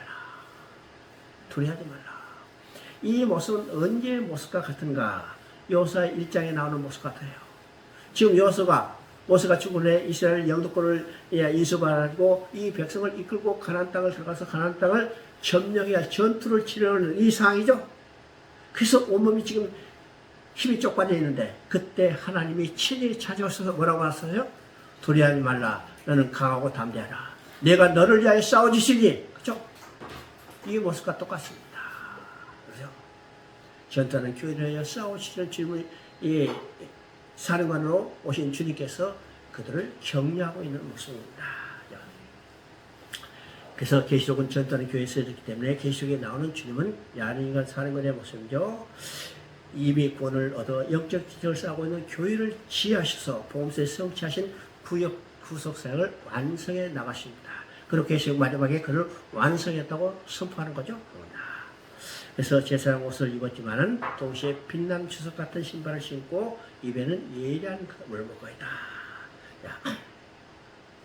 자, 1장 19절 20절 한번 읽어봅니다. 그러므로 내가 본 것과 이제 일과 장차 될 일을 기록하라. 내 본 것은 내 오른손에 7별의 비밀과 7 검체더라. 7별 7교회 사자요 7체들은 7교회라. 이 한마디 더 있어요. 이 계시록의 중심 주제는 어디니, 핵심 어디인가? 교회에 있다는 사실을 우리가 보게 되죠. 그런데 여기서 이제 우리가 조금 계시록을 해석하는데 조심할 것입니다. 내가 본 것과 이제는 일과 장차 될 일을 기록하라. 그래서 많은 계시록을 해석할 때 1장에 나오는 거, 1장이죠. 1장에 나오는 이 내용을 내가 본 것으로 해석하고 그 다음에 지금 있는 일, 이제 있는 일을 2장, 3장의 이 교회를 보고 이제 있는 일로 해석하고 그 다음에 4장부터 시작해서 22장까지를 장차 될 일로 나눕니다. 나누죠? 그래서 딱딱 구분해버려요. 그런데 계시록은 1장부터 22장 전체가 내가 본 일이에요. 1장부터 22장 전체가 지금 있는 일이에요. 1장부터 22장 전체가 장차 될 일입니다. 자세요. 이 계시록을 올바로 해석하는 일이죠. 그러면 계시록 전체는 예수님의 초림부터 시작해서 재림까지 이 땅에 나타날 일이에요. 여러분 이제 보고 있지만은 2장에 7교회에 나죠. 그게 7교회에 나타난 예수님의 모습을 보면요. 7교회 이제 각각 모습이 다르지만은 이 모습은 7교회 상에 맞춰서 그게 걸맞는 모습으로 예수님이 나타나십니다. 근데 7교회에 나타난 예수님의 모습은 이미 어디에 다 묘사되어 있냐면 1장에 묘사되어 있어요. 1장에 묘사되어 있죠? 그 다음에 7교회에 주시는 약속이 있습니다. 이기는 자에게 내가 이것을 약속으로 주리니. 그럼 그 약속의 내용들은 어디서 성취돼요? 계시록 21장, 22장에 성취됩니다. 그러면 2장, 3장이 지금 있는 일만이 아니죠? 언제부터? 1장부터 22장 전체에 있는 일입니다. 그죠? 자, 우리가 계시록 12장에 보면 두 가지 기적이 나와요. 첫째는 여자가 지금 아들을 낳는데 용이 잡아물려고 기다리고 있습니다. 이건 언제 나타난 사건이요? 장차 일어날 사건이 아니죠? 이미 있었던 사건입니다. 언제부터 있었어요? 헤롯이 지금 예수님이 태어날 때 태어나지 못하도록 지금 대자가 있는 사건이 바로 그 사건입니다. 그죠? 그러니까 이미 있는 사건이요. 그러니까 계시록은요, 초림부터 시작해서 재림까지 모든 사건이 다 거기에 펼쳐져 있다는 사실이에요. 이것을 알아야만 우리가 계시록을 올바로 해석할 수 있다는 것을 보게 됩니다. 아죠? 계시록 이제 2장, 3장은 알아요. 전도하는 교회의 훈시하는 모습입니다. 자, 1장, 2장 1절과 7절을 한 번만입니다. 에베소 교회 사자에게 편지하라. 오른손에 있는 교를 잡고 7 검체대 사이를 거니신 이가 이르시되. 자, 이것은 이미 앞에 1장에서 이야기했죠. 그 다음에 7절을 봅니다. 이기는 그에게는 내가 하나님의 나가는 생명나무의 열매를 주어 먹게 하리라. 이건 생명나무 열매는 어디서 나와요? 22장에 나오잖아요. 22장.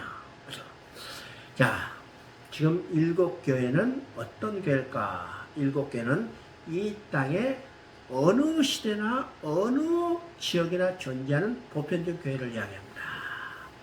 자, 7교회는 실제로 그 당시에 존재했던 실제적인 교회예요. 이 가상의 교회가 아닙니다. 실제적인 교회. 그런데 그 당시 존재했던 교회가 7교회만 있었을까요? 7교회만 있었을까요? 더 많이 있었잖아요. 우리가 아는 바치 고린도 교회도 있고 데살로니가 교회도 있고 골로새도 교회도 있고 7교회에 더 많은 교회가 있었고 또 7교회보다 더 유명한 교회도 많았죠? 더 유명한 교회. 여러분요, 우리가 서문화 교회, 보가모 교회, 잘 몰라. 근데 고린도 교회 잘 알잖아요. 데살로니가 교회 잘 알잖아요. 더 유명한 교회들 많이 있습니다. 근데 왜 7교회 이럴까? 이 7교회를 통해서 7이라는 숫자를 통해서 완전 숫자예요. 어느 시대나 어느 지역이나 존재하는 보편적인 교회를 다 이야기합니다. 자, 그래서 이 말씀은 오늘 이 시대에 지금 존재하는 축제교회도 주시는 말씀이에요. 축제 주시는 말씀이죠. 자, 아까 얘기했지만 1장에 나타난 여기 각 교회에 나타난 주님의 모습은 1장에 나타났고 약속은 22장에서 서기 때문에 계속 전체가 1장부터 20장까지 다 망라졌다는 사실을 우리가 보게 됩니다. 그럼 여기서 이제 주님이 훈시하는 내용이 세 가지로 분류할 수 있습니다. 세 가지로. 첫째는 칭찬과 권면입니다. 두 번째는 책망이요. 세 번째는 약속입니다. 이게 세 가지로 분류할 수 있죠. 그러면 칭찬은 뭘까? 전투한 교회가 지켜야 할 것이 무엇인가를 말하는 것이 칭찬입니다. 그럼 7개에 주시는 칭찬을 다 종합해서 정리하면 오늘 축제교회가 지켜야 할 것이 무엇인가요? 그렇죠? 반대로 책망은 전투하는 교회가 버려야 할 것이 무엇인가를 이야기합니다. 그럼 7개에 주신 책망을 다 종합해서 정리하면 오늘 축제교회가 버려야 할 것이 무엇인가를 이야기합니다. 그렇죠? 그 다음에 약속이 있어요. 이기는 자에는 이것을 주실 약속이다. 그럼 여기서 이제 강조하는 것이죠. 이기는 자에게. 그래서 7교회 공통적으로 하는 말은 이기는 자, 이기는 자, 이기는 자는 말이죠. 그럼 왜 이기는 자 공통적으로 이야기할까? 여러분요, 군대가 존재하는 목적이 뭘까요? 군대가 존재하는 목적은 딱 전투에서 이기는 거예요. 군대가 전투에서 맨날 패배한다면 그건 존재할 목적이 없는 거죠. 없는 것보다 훨씬 나아. 없으면 밥이나 안 죽이지. 그렇죠? 전투하는 군대가 존재하는 목적은 전쟁에서 이기는 겁니다. 그러면 이 땅에 영적 전투하는 교회도 그 존재하는 목적이 뭐예요? 이기는 데 있어요. 영적 전투는 이기는 데 있습니다. 이해됐죠? 오늘 축제교회도 존재하는 목적이 이겨요. 영적 전투에서 이기는 거죠? 목적이 있습니다. 오늘 문제는 뭐냐? 교회가 이 영적 전투하고 있다는 사실 자체도 몰라. 전쟁에서 가장 중요한 것은 뭔지 알아요? 전쟁에서 가장 중요한 것은 경계입니다. 깨어있는 거예요. 아무리 좋은 무기 가지고 있고 아무리 훈련 열심히 받았다고도 다 졸고 있으면 어떻게 해요? 다 졸고 있으면 그냥 다 주워가는 거죠. 마귀는 우는 사자처럼 삼킬 자를 찾아다니는데 다 졸고 있으면 그 돌아다닐 필요도 없죠. 그냥 앉아서 주워 먹는 거예요. 이게 오늘 교회 전투하고 있는지도 몰랐고 다 자고 있는 겁니다. 전투하는 교회는 목적이 이기는 데 있기 때문에 7개 공통적으로 이기라고 합니다. 이라고 하죠. 자, 그리고 이제 4장 5장은 지금 이 전투하는 교회의 상하는 하늘의 교회의 모습을 보여줍니다. 하늘의 교회에서 뭐 있죠? 여러분요, 4장 1절 한번 읽어봅니다. 1, 2장. 이 일 후에 내가 보니 하늘에 열린 문이 있는데 내가 들은 바 처음에 내려야 마땅한 나팔소리 같은 금성이 이르되 이리로 올라오라. 이후에 마땅히 일어날 일을 내가 보이리라 하시더니 내가 곧 성령의 감동되더니 보라 하늘의 보좌를 베풀었고 그 보좌에 앉으시는데. 그럼 지금 지상에 전투하는 교회의 모습을 보여주다가 지금 카메라 앵글을 하늘로 쫙 걸었어. 하늘에 지금 승리하는 교회로 존재하는 모습을 보여주는 겁니다. 여러분요, 하늘 문이 열리고 이 하늘 문이 열릴 때는 어느 때인가? 하나님의 백성이 정말 어려운 환경에 처했을 때 하나님이 그들에게 소망을 주기 위해서 하늘의 모습을 보여주는 거예요. 하늘의 모습을 보여주죠? 그래서 우리가 이 땅에 지금 살고 있으더라도 우리는 뭘 봐요? 하늘에 있는 내 모습을 봐야 해요. 하나님 우편에 하나님께 예배드리고 있는 내 모습을 봐야 내가 소망을 가지고 있는 거죠. 바로 그 모습을 보여주는 겁니다. 여기에 누가 올라가는지 휴건이 아니니 이거 따질 필요 없어요. 이것은 환상으로 보여주는 겁니다. 전투하는 교회, 핍박받고 고난을 당하는 교회에게 소망 중에서 너의 실체적인 모습이 어디 있는가? 하늘에 하나님 앞에 예배드리는 모습, 이 영광스러운 모습을 봐라. 이 모습을 볼 때 그들이 소망을 가지고 희망을, 용기를 얻게 되는 거죠. 이 모습이 언제 있었던가? 여러분 에스겔서 1장 1절 한번 읽어봅니다. 에스겔서 1장 1절 한번 찾아서 크게 읽어봐요.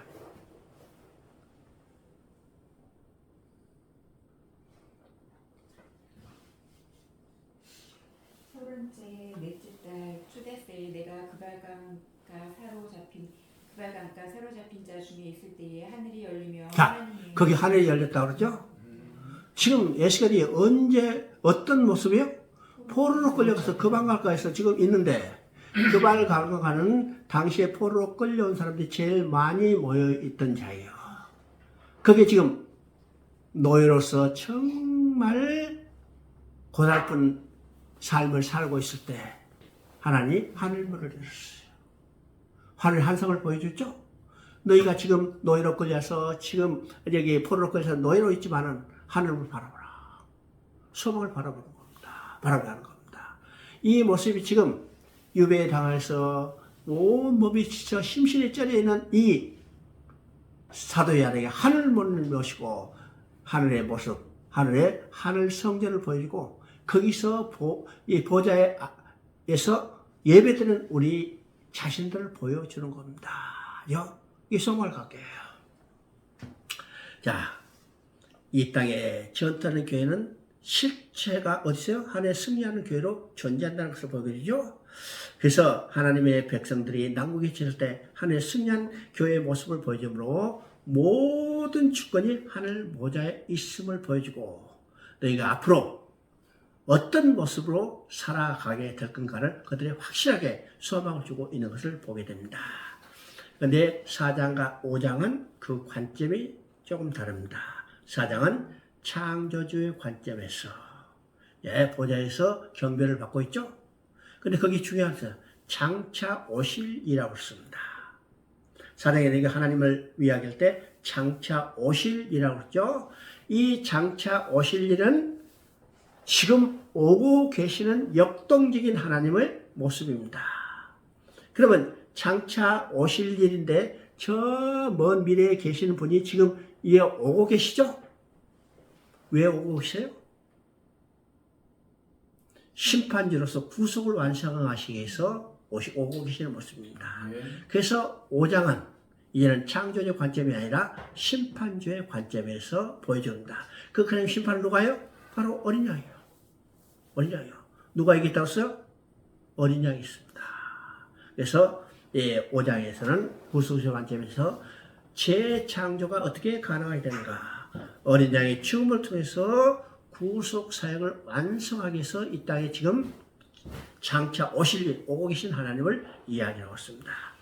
그리고 이것을 통해서 6장부터 16장까지 이루어질 종말론적 심판 사건의 근원지가 어딘가? 바로 하늘 보좌라는 거예요.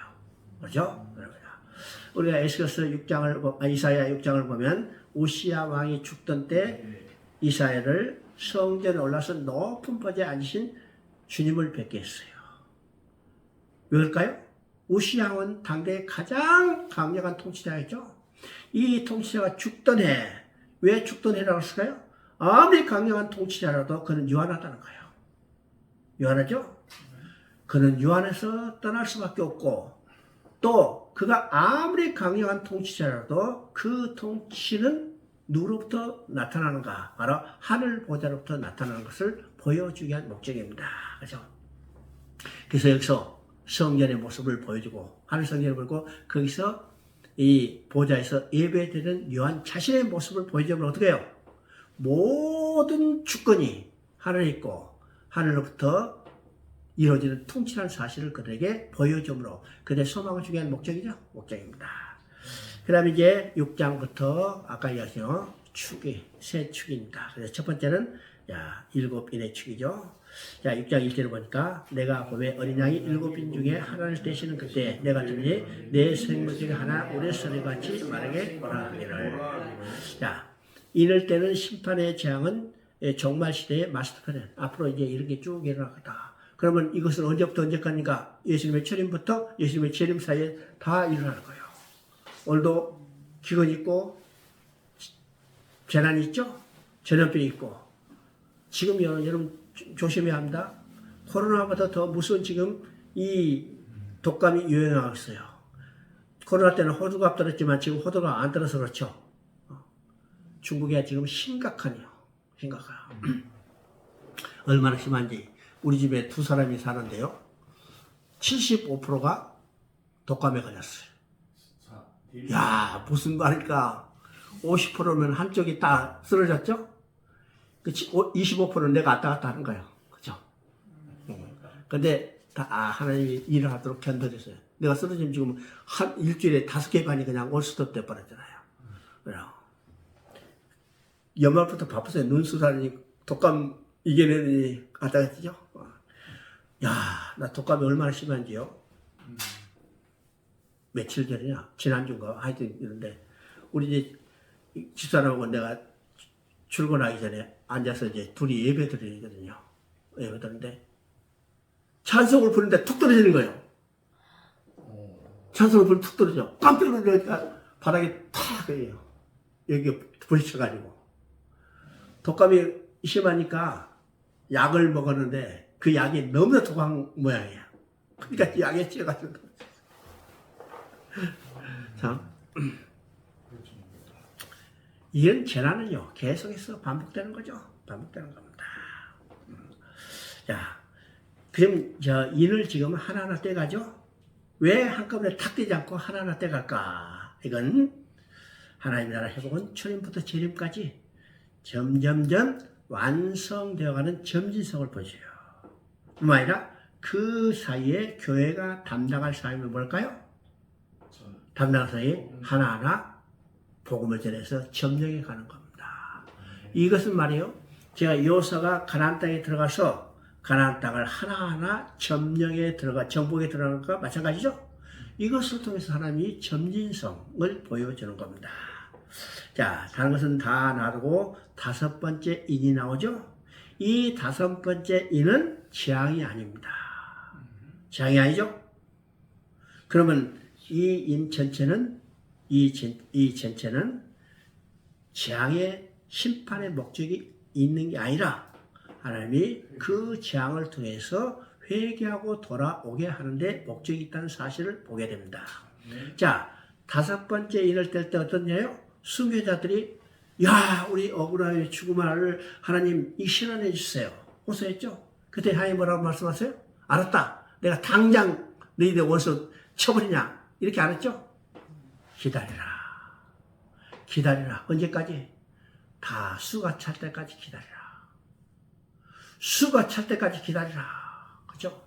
그러니까 이 재앙은 심판이 목적이 아니라 그들이 회개하고 돌아오는데 목적이 있다는 거예요. 그리고 수가 찰 때까지 기다리라. 그리고 6번째 재앙이 내리죠? 인을 냈답니다. 그 인을 때는 우주적 재앙이에요. 하늘에 두루마리 났고 산도 섬도 없어지더라. 이건 아까 16장에 나오는 7 대접 썼을 때하고 똑같은 상이죠. 그때 어린 양이 진로에서 우리를 가리우라. 어린 양이 진로에서 가리울 산과 바위가 할 수 없어. 그럼 누가 능히 서려? 그것에 대한 대답이 7장에서 나온다고 했습니다. 아까 이제 서론적으로 다 설명했으니까 간단해요. 그러면 7장은 6장 17절에 대한 답변입니다. 누가 능히 서려? 설자가 있다는 거예요. 이 설자를 지금 분리해서 땅에 전투하는 교회의 관점에서 한편은 하늘에 승리하는 교회의 관점에서 설명하고 있죠. 그러면 1절부터 8절까지는 땅에 전투하는 교회의 관점에서 말합니다. 자, 14절 보니까 아니 7장 4절 보니까 내가 인침받은 자 수를 들으니 이스라엘 자녀는 각 지파에서 인침을 받은 자들이 14만 4천이라. 그러니까 둥이 서리오에 대한 답변을 1차적으로 땅에 전투하는 교회의 관점에서 하나님의 인을 이마에 맞은 자 14만 4천입니다. 그러면 왜 14만 4천이니까요? 땅에 전투하는 교회의 관점이라면 민수기로 돌아가야죠. 민수기에 인구조사를 했어요. 인구조사할 때 인구조사의 목적이 뭐예요? 여호와의 전쟁을 할 여호와의 군대를 계수하는 거죠. 그때 계수할 때 60만 3,550명이라. 이건 실질적인 군사, 땅에 전투하는 군사를 계수하는 거죠. 그래서 그것을 인용해가지고 여기도 땅에 전투하는 교회의 관점에서 어떻게 해요? 실질적인 군사의 숫자 14만 4천을 이야기합니다. 그런데 민수기에는 각 지파의 수가 다른데 여기는 어떻게 해요? 각 지파가 똑같죠? 각 지파가 어떻게 해요? 똑같이 하나님 나라를 위해서 이루어할 전투에 참여한 자들이에요. 공통적으로 똑같아. 그래서 똑같이 12,014만 4천입니다. 자, 그런데 이것을 이제 다른 관점에서, 근데 14만 4천 하면 이제 어떻게 해요? 이만희에 속한 신천지만 14만 4천이 아니고, 이건 바로 다음에 나온 하늘에 설 수 없는 많은 무리입니다. 14만 4천이라는 숫자는 어떻게 해석하는가? 구약의 12지파, 신약의 12사도를 곱하면 144이죠? 거기다가 하나님의 완전 숫자 10을 3번 곱한 거예요. 그게 천이죠? 그것이 14만 4천입니다. 그러면 이건 다른 말로 말하면 하늘에 셀 수 없는 많은 무리, 이게 동일한 숫자입니다. 그러니까 땅에 전투하는 교회에서 실제적인 군사의 숫자로 14만 4천이고 이것이 하늘에 있는 교회에 존재하는 교회의 관점에서 셀 수 없는 많은 무리. 그러면 이 셀 수 없는 많은 무리가 입고 있는 옷이 어떤 일이에요? 옷이요? 어린 양의 피에 씻어 희게 된 옷을 입었더라. 여기서 씻었다, 옷을 씻었다는 것은 전투에서 승리한 교회를 상징하는 겁니다. 왜일까? 우리 민수기에 보면요, 전투의 승전식에 참여해요. 그죠? 승전식에 참여할 때는 그 병사들이 입었던 옷을 다 깨끗이 세탁해야 합니다. 이게 씻어요. 그러니까 여기서 옷을 씻었다는 것은 전쟁에서 승리했다는 것을 상징합니다. 어린 양의 피에 씻어 승리한, 어린 양의 피로 승리한 자들이에요. 그죠? 그래서 땅에 전투하는 교회를 관점은 하나님의 인을 이마에 맞은 자죠. 그러나 하늘의 관점에는 어린 양의 피에 씻어 희게 된 옷을 입은 자들이라. 자, 결론적인 뭘까? 7장 15절에 나오죠. 여기는 교회는 하늘에서, 세상에서는 환난과 핍박을 당하지만은 하늘에서 얼마나 영광이 클 것인가를 보여주는 겁니다. 그죠? 그러니까 첫 번째 축, 7인의 축의 소결론이 7장 15절입니다. 그죠? 이 결론은 결국 어디에 합치냐? 21장과 합쳐진 거. 성경의 대결론, 계시록의 대결론과 합쳐지는 겁니다. 그죠? 자, 그 다음에 이제 8장, 9장은 7 나팔이죠? 7 나팔. 얘는 전체적인 이 마스터플랜을 보여주고 실제로 일어날 것에 대한 경고의 나팔이 불려지는 것이 나팔입니다. 알죠? 자, 그래서 8장에서는 7 나팔 중에 4개 나팔이 불려지죠? 이 4개의 나팔은 인 시리즈에 나타난 재앙과 비슷해요. 그렇죠? 강도가 조금 다를 뿐입니다. 자, 그리고 8장 13절에 독수리가 날아가면서 새 화를 이야기합니다. 화 있을지라. 그래서 새 화 중에 9장에는 2번의 화가 나타나죠. 아까 이것처럼 첫 번째 화는 5번째 나팔 때 황충의 재앙입니다. 2번째 화는 6번째 나팔이 불려질 때 어떻게 해요? 2만만의 마병대 재앙이죠. 2만만의 마병대, 이게 계시록 해석하는 사람들은 2만만의 마병대는 2억의 군대다. 그러면 2억의 군대는 누구만 만들 수 있을까? 중국만 만들 수 있다. 그래서 아마겟돈 전쟁은 중국 군대하고 저 이슬람 군대하고 싸우는 것이다. 그래서 중동에서 나타날 것이다. 자, 머리들 좋아요. 그죠? 했잖아요. 여러분요, 중국이라도 2억의 군대를 절대로 만들 수 없습니다. 그죠? 지금 중국 군대가 많다 하더라도 미국 군대가 제일 이제 세계적으로 숫자가 많고, 그 다음에 중국 군대가 많은데, 중국 군대 많아봤자 200만에서 250만 정도가 안 돼요. 그러면 2억이면 얼마요? 2억이면 100배요? 그죠? 이건 상징적인 숫자입니다. 상징적인 숫자죠. 자, 그래서 이제 두 개의 재앙이 화를 내렸는데도 결론은 뭐냐? 그들이 회개하고 돌아오지 않았다는 것입니다. 그럼 여기서 뭘 깨달아요? 재앙을 내리는 목적은 그들이 회개하고 돌아오게 하는 데 목적이 있다는 거예요. 목적이죠? 근데 그들이 회개하고 돌아오지 않았더라. 자, 그래서 회개하고 돌아오고 할 수 있는 유일한 길은 뭐냐? 복음을 전하는 거예요. 복음을 전하는. 그래서 10장에서는 10장과 11장은 복음을 전하는 내용이죠. 자, 10장 11절 한번 읽어봅니다. 그가 내게 말하기를 내가 많은 백성과 나라와 방언과 인간에 다시 예언하리라. 여기서 예언하는 말은 한마디로 복음을 전하는 거예요. 복음을 전하. 우리가 예언한다니까 요새는 예언들이 하도 이 시끌시끌해가지고 요새 유튜브를 이제 잠깐 보면요. 야, 이 사태를 가지고 무당들이 와가지고 야, 누가 어떻게 될까지 별거 다 이야기죠. 그런 예언이 아닙니다. 그런 예언이 아니요. 예언하는 것은 복음을 전하는 거예요. 자, 그러면 10장은 요한 개인에게 주신 사명이죠. 요한이요. 그 다음에 11장은 이건 요한 개인이 아니라 교회에 주신 사명입니다. 자, 13장 11장 3절 한번다. 내가 두 증인에게 권세를 주니 그들이 굵은 베옷을 입고 천이 맺기를 예언하리라. 여기서 예언이죠. 그러면 10장은 요한 개인에게, 11장은 교회에게 주신 사명입니다. 그러면 요한 개인에게 주신 사명이나 교회에 주신 사명이나 결과적으로 누가 감당할 사명이에요? 축제교회 건물이 감당할 사명이에요? 축제교회에 속한 성도들이 감당할 사명입니다. 그러니까 이건 전체적으로 오늘 구원받은 우리들 또 그들이 모인 공동체 교회가 감당할 사명이라는 거죠. 한마디로 교회가 감당할 사명은 뭐야? 바로 복음 전하는 거예요. 복음 전하는 거죠. 자, 9장까지 해서 나팔 재앙을 내렸어요. 재앙을 내린 목적이 뭐랄까요? 회개하고 돌아온다 했죠. 근데 회개하고 돌아오지 않았어요. 그래서 10장에서는 뭐라고 해요? 복음을 전하는 거예요. 그러면 이것이 어떤 의미인가 우리가 생각해봅니다. 여러분요, 재앙으로는 회개하고 돌아오게 할 수 없어. 한마디로 말합니다. 재앙으로는 회개하고 돌아갈 수 없어요. 오직 회개하고 돌아오게 하는 것은 복음 전하는 겁니다. 복음 전하는 거예요.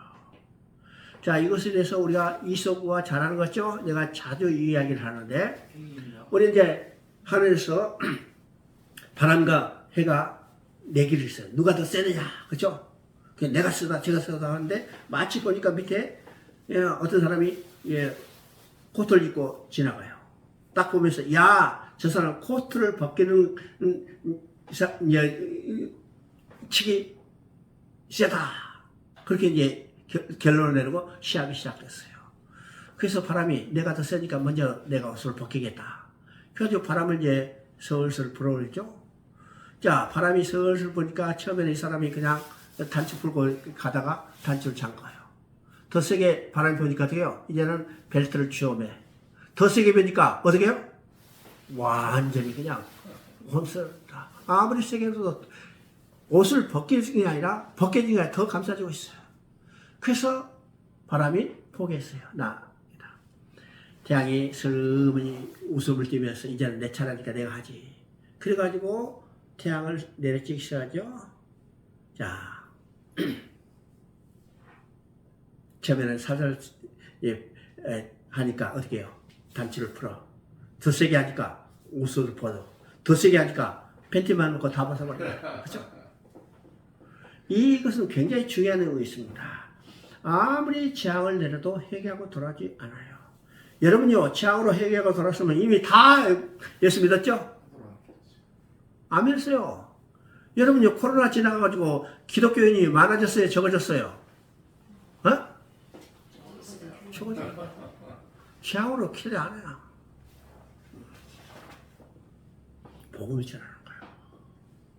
오늘 교회가 감당할 사명이 바로 복음을 전하는 겁니다. 자, 그래서 교회가 복음을 전했더니 결과가 어떻게 나타난가?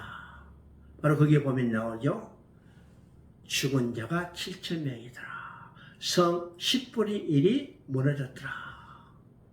그러면 이건 구약시대하고는 완전히 다르죠?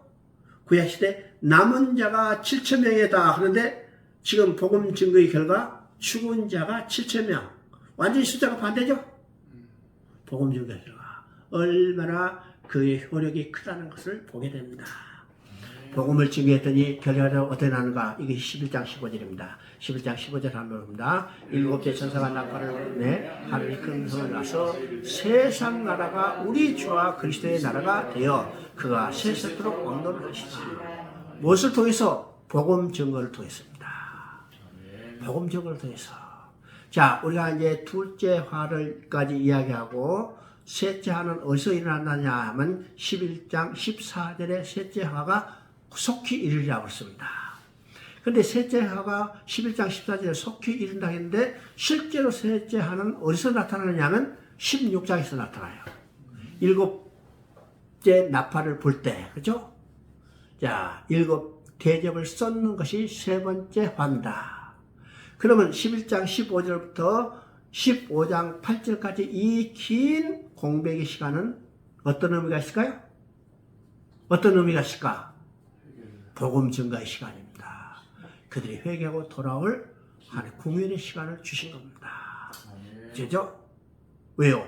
셋째야 바로 보내보면 회개하고 돌아올 시간이 없잖아요. 믿고 돌아올 자가 없잖아요. 그래서 오랜 하나님의 참음의 시간. 그죠? 하나님은 어떤 하나님이요? 노하기를 더디하신 하나님입니다. 그죠? 노하기를. 하나님의 인자와 용납하신가? 길이 참으심의 풍성함을 멸시하느냐? 길이 참으시며 언제까지? 끝까지 참으시고 회개하고 돌아오길 원하시는 거예요. 누가 대접의 심판을 받아요? 돌아오지 않는 것들입니다. 그죠? 잠깐 쉬었다 합니다. 네. 우리 강아지 괜찮아? 우리 강아지